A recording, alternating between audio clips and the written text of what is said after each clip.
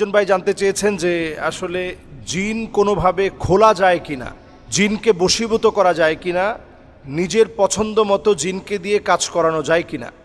Karine জিন এটা আসলে কোন প্রকারের জিন, অত্যন্ত গুরুত্বপূর্ণ বিষয় এটি।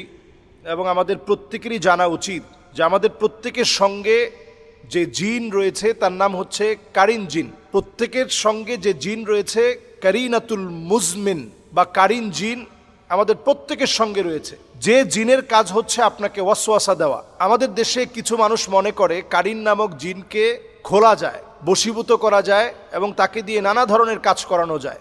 এটি একটি ভুল বিষয় এবং অপব্যাখ্যা ছাড়া কিছু না। কিছু কিছু জিন কখনো কখনো আপনার প্রতি আকৃষ্ট হতে পারে আপনার ভালো আমলের দ্বারা, আবার আপনার ক্ষতি করতে পারে আপনার খারাপ বদ আমলের কারণে। সে আকৃষ্ট হয়ে আপনার ক্ষতি সাধন করতে পারে। দুষ্ট দুরাচারী যে জিনগুলো রয়েছে আপনার ক্ষতি তখন সাধন করবে যখন তার মনোপুত না হয়।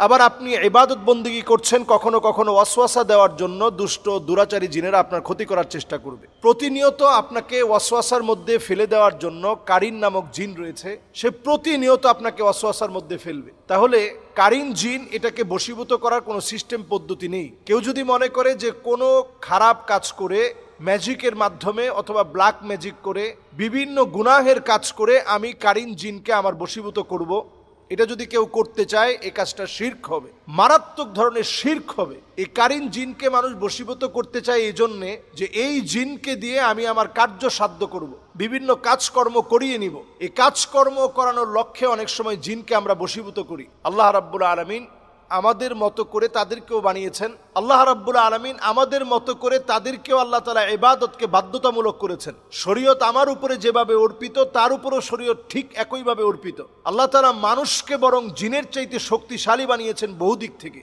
জিন আপনার তেমন কোনো ক্ষতি করতে পারবে না যদি আপনি প্রতিনিয়ত কিছু কিছু বিষয়গুলো আমল করেন। যদি আপনি প্রতিনিয়ত আয়াতুল কুরসি পড়েন, সূরা ইখলাস, সূরা ফালাক, সূরা নাস পড়েন, সূরা জিন যদি আপনি তেলাওয়াত করেন, ঘুমানোর আগে যদি সূরা জিন 3 বার তেলাওয়াত করেন, ফজরের পরে যদি আপনি 3 বার তেলাওয়াত করেন, কিছুদিনের ভিতরেই জিন আপনাকে ভয় পাবে।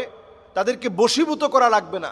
আপনি দেখবেন কোনো জিন আপনার কোনো ক্ষতি করবে না, বরং আপনার ভক্ত হয়ে যাবে। কিন্তু বশীভূত করে আপনি বিভিন্ন ভাবে তাদেরকে দিয়ে কাজ করাবেন, এই চিন্তা টাকা অর্থ কামাবেন, তখন তারা আপনার ক্ষতি করতে না পারলেও আপনার পরবর্তী প্রজন্মের ক্ষতি করবে, আপনার সন্তানদের ক্ষতি করার চেষ্টা করবে। যেহেতু আপনার হায়াতটা খুবই লিমিটেড, আমরা সর্বোচ্চ নবীজি সাল্লাল্লাহু আলাইহি সাল্লামের হাদিস অনুযায়ী বাইনা 60 ওয়া 70, 60 থেকে 70 বছর আমরা হায়াত পেয়ে থাকি। এর বেশি অনেকে পায়, আল্লাহ তাআলা হায়াত দিয়েছেন এজন্য পায়। নরমালি আমরা 60 থেকে 70 আমাদের নবী সাল্লাল্লাহু আলাইহি সাল্লামের উম্মতদের গড় আয়ু। স্বাভাবিকভাবে আমরা 60-70 বছর বাঁচি। আর একটা জিন 2500, 3000, 3500 বছর পর্যন্ত বাঁচে। তো সে আপনার প্রতিশোধ নিতে না পারলেও পরবর্তী প্রজন্মের প্রতিশোধ নিবে। এজন্য এই বিষয়টা অত্যন্ত খেয়াল রাখা দরকার যে জিন নিয়ে ঠাট্টা করার বিষয় না। আমরা কারিন জিনকে, এখন এই শব্দটা একেবারে পরিচিত, অনেকেই এই কারিন জিনকে বশীভূত করার বিভিন্ন মন্ত্র শিখছেন, নানাভাবে এটাকে কিভাবে বশীভূত করা যায়। এই ধরনের মন্ত্রতন্ত্রে বিশ্বাস করে ঈমান ধ্বংস করা যাবে না। নবী সাল্লাল্লাহু আলাইহি সাল্লাম বলছেন, মান আতা কাহিনান আও আররাফান ফাসাদ্দাকাহু বিমা ইয়াকুল ফাকাদ কাফারা বিমা উনজিলা আলা মুহাম্মদ সাল্লাল্লাহু আলাইহি সাল্লাম। কেউ যদি এই জাতীয় কর্মকাণ্ড করে, বিভিন্ন জিনকে বশীভূতকরণ অথবা এই ধরনের গণকদের কথাবার্তা এগুলা যদি বিশ্বাস করে, ফাকাদ কাফারা বিমা উনজিলা আলা মুহাম্মদ সাল্লাল্লাহু আলাইহি সাল্লাম, নবীজি সাল্লাল্লাহু আলাইহি সাল্লামের উপরে যা অবতীর্ণ হয়েছে সে কেমন যেন এটাকে পুরা অস্বীকার করলো। কাজী এই জাতীয় কর্মকাণ্ড পুরোপুরি আমাদের মন থেকে বাদ দিতে হবে।